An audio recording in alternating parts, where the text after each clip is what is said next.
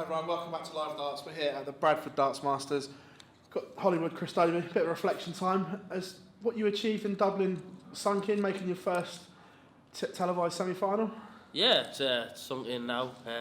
Obviously, I've got to move on from there and try to focus on my next competition, which is the European Championships starting next week. So, yeah, I've had time to reflect on it, and I've done myself proud. So I'm more than happy with that. Does that give you the self-belief and confidence that you can go on and do it again and again now you've done it once?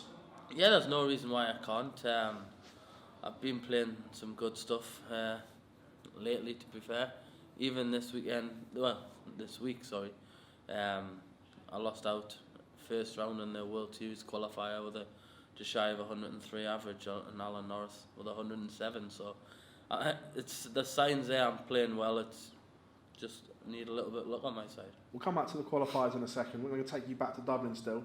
When you look back on the MVG match, 4-0 was a little bit harsh on how well you played in that. Yeah, it is. I felt that I played all right. It was just crucial times I was missing those doubles which they were going in the games beforehand. So it's kind of a bad thing to say that I missed them. It's such a crucial point in the game as well. So I think I was 2-0 up in the second set. Yeah. And then lost the plot really, and he won that. And then I think he took the 1-5-6 out, which that was a killer to me. But I never gave up. I still battled on, and it just wasn't to be on the night. Like you said, from there it was a quick turnaround, fly home, dump the bags to Barnsley. We spoke off camera like nothing, but we can't film in the arena. But you were saying about the World Series qualifier.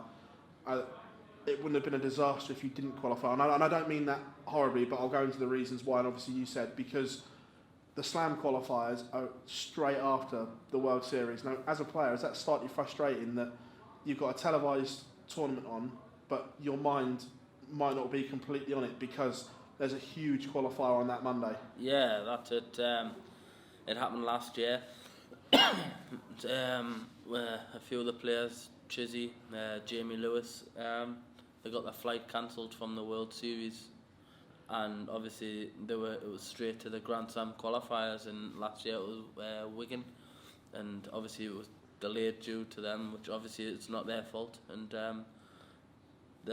obviously they didn't have the right equipment. They had to go out and get shoes and pants, darts, shirts, etc. But it's kind of hard. You've got to try and focus on one competition rather than two. But if I had gotten through, obviously my focus would have been on the competition until I was out, and then obviously head on to the Grand Slam. I was going to say, because the Grand Slam obviously takes preference over the World Series because it's ranked. Yeah. But the World Series would have been a great place to showcase your talent. So I'm guessing it's a real double-edged sword for someone in your position where you haven't got the luxury of the top four where you can pick and choose. Yeah, that's it. You've got to play in every competition. See, I very rarely, I don't think I've missed a competition for a long time. I try and play in as many as I can, because obviously, like you said before, we can't pick and choose which ones we're not that high up, and we can't afford to do that if we're trying to keep for ourselves and the family as well. So we've got to play in what's available. So yeah, like I said before, it would be nice to qualify, but obviously you would have been rushing around to get back for the Grand Slam. But do you think the PDC maybe should have looked at what happened last year and almost haven't learnt their lesson? And even if they put it on the Tuesday, it gives players that 24 hours in case something goes wrong. Well, you could say that, but there's not many parts of the calendar's full now, and you've got to look at what's free, and there wasn't much to choose from, so you can't really say that. But hey, Amsterdam should be a lot easier to fly from than Vienna last year, because I think there was only 1 or 2 flights from Vienna last year and they got cancelled. So I think that was the key point of it.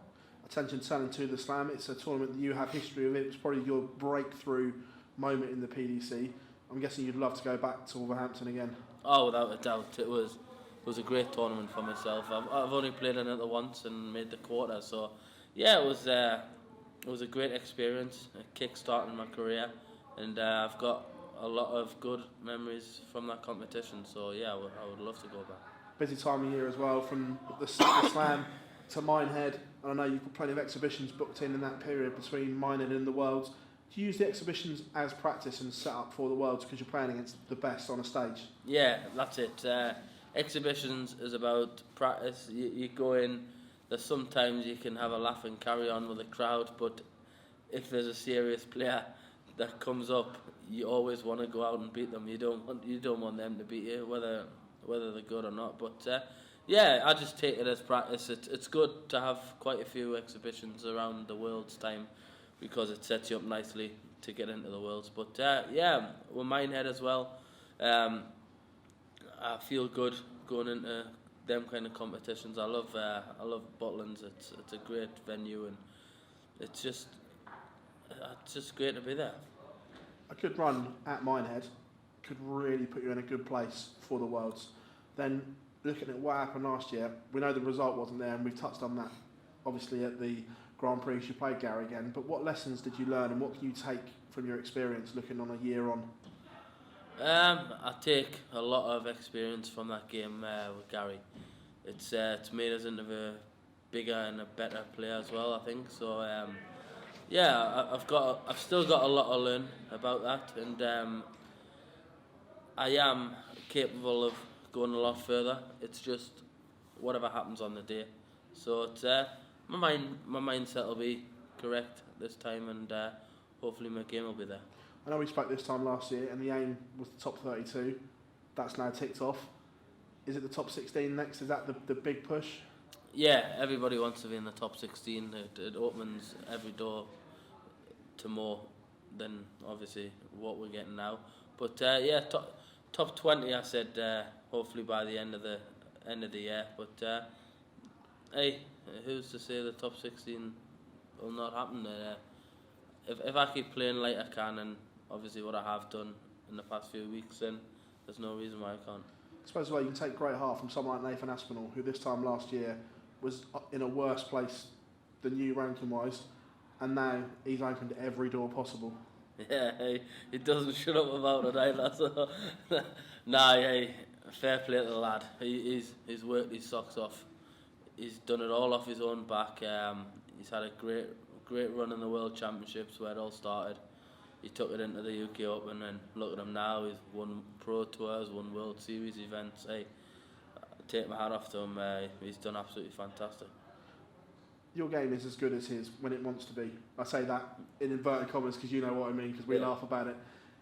Would you like to see yourself in this year's time doing what he's achieved then? Oh, definitely. Honestly, I would love nothing more just to get one back at Nathan for that sake. But nah, hey, if I can have my day like that as well, there's no reason why I can't. It's just take him the next step.